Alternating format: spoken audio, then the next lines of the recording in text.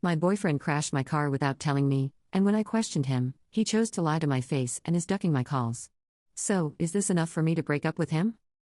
I have been with my 32 feet boyfriend, 35 meters, for a little over 3 years. Every once in a while, I will let him drive my car when his is low on gas or if he has the good parking spot and doesn't want to move, etc.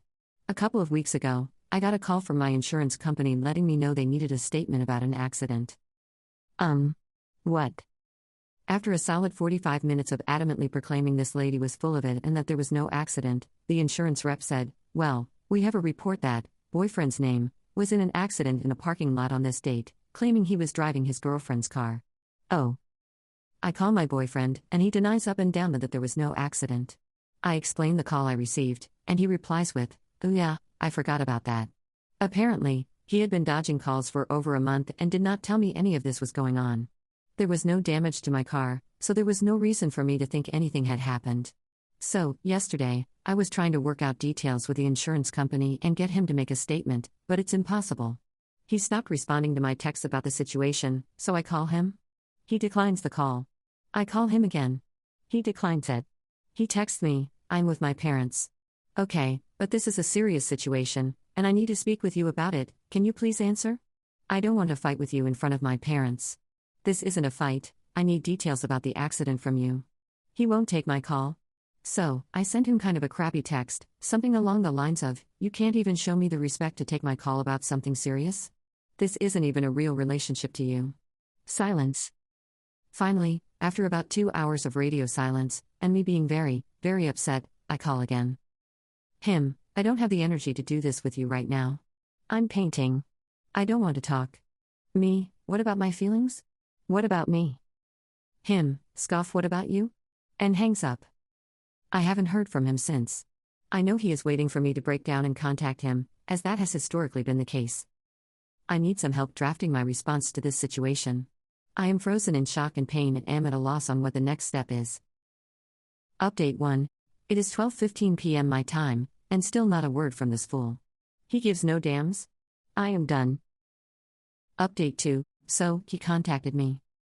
The text I just got was, "We have the kind of love that was forged in adventure and sealed in the bedroom." What?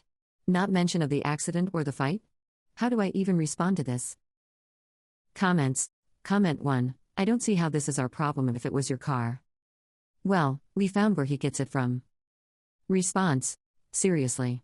Here's the thing, if it had been me in his car, you'd best believe his family would expect me to pay for any damages.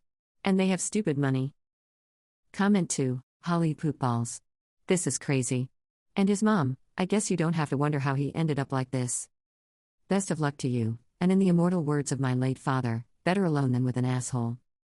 Response. Yeah, his mom was never really my biggest fan, but I didn't expect a total shirk of responsibility here. Comment 3. That sucks.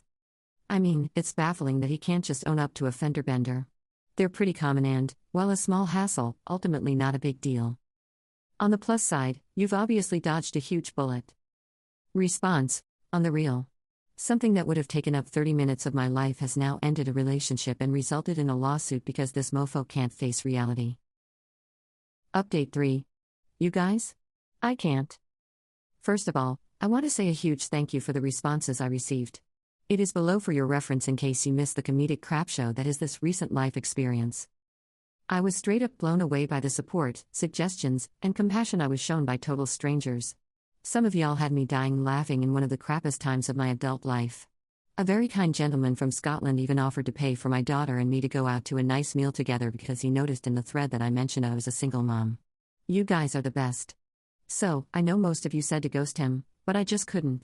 While undoubtedly that is what he deserved, I needed to hear from his perspective why he thought any of this was okay before I could close the door.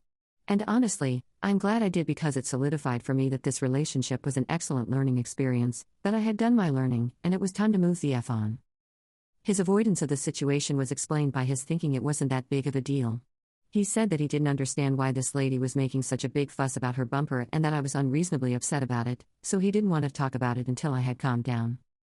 Oh. Hell. No. I kept it together until I got his side of the story. According to him, they were both backing out of their parking spots and smacked into each other. He was all the way out of his spot, she was halfway out of hers when bang. I literally dialed the phone and SAT with him while he called the insurance rep and gave his statement. He was found at fault due to him being all the way out of the spot. I'm not 100% sure what this means for me, my policy, or my pocket yet. As far as the relationship, done. When he came over to talk, I had all his things packed up. I tried to explain how hurt and disappointed I was about his actions and told him that I could no longer trust him because of how terribly he handled this situation. He said, "I crap you not, oh please. You just set a fire and expected me to come to your rescue and put it out, and when I didn't, you threw a fit. I'm sorry. I just didn't have the energy to put out your fire. This is your goddamn fire, set by your crap actions and fueled by your avoidance." I burst into tears, handed him his bag, and said I needed him to leave. Now, I told him anything of mine left at his place he can throw away or leave there until his next victim or mother comes and cleans it for him. Speaking of his mother, I did listen to you and craft a very detailed email to her with him CC'd. I explained what happened and then asked her for his driver's license number and policy name and ID number, just in case it's needed. Her response was, "I'm very sorry that you are having to deal with all this, but I don't see how this is our problem if it was your car. I feel like this whole family is a bunch of lizard people sent to Earth to make me question my reality. Anyway, single at 32 again. Woot. I'm sad as frick, but trying to focus on the plus side, as someone said, cutting a bunch of dead-ass weight. Thanks again for all the love and laughs. Oh, and yes, once it is determined how much this is going to affect my rates in my pocket, I will be taking his cartoon quoting as to small claims court. I have already spoken to my attorney about it. Much love, Pixie."